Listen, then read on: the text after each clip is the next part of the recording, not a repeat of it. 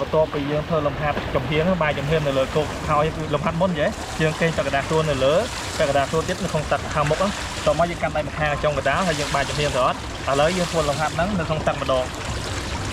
ព្យាយាមដូចលោកគ្រូប្រាប់លំហាត់មុនចឹងយើងលួចបាយស្មាបន្តិចដើម្បីយើងស្រួលដកដង្ហើមទី1កាន់ក្តារនៅពាក់កដាលមកទៅក្រោមហើយគូជឿជាប់កុំភ្លេចឬគូជឿជាប់ជឿយើងអាចឈប់បានទេតោះ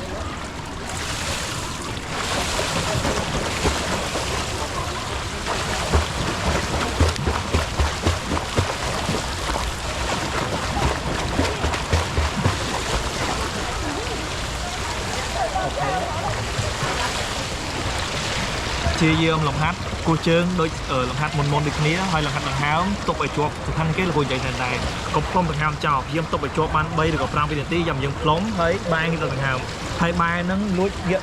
ស្មាទៅលើបន្តិចដើម្បីឲ្យយើងស្រួលដកហើយនៅពេលដែលយើងលំហាត់ហ្នឹងយើងធ្វើម្ខាងស្ទាត់យើងព្យាយាមដូរដៃម្ខាងទៀត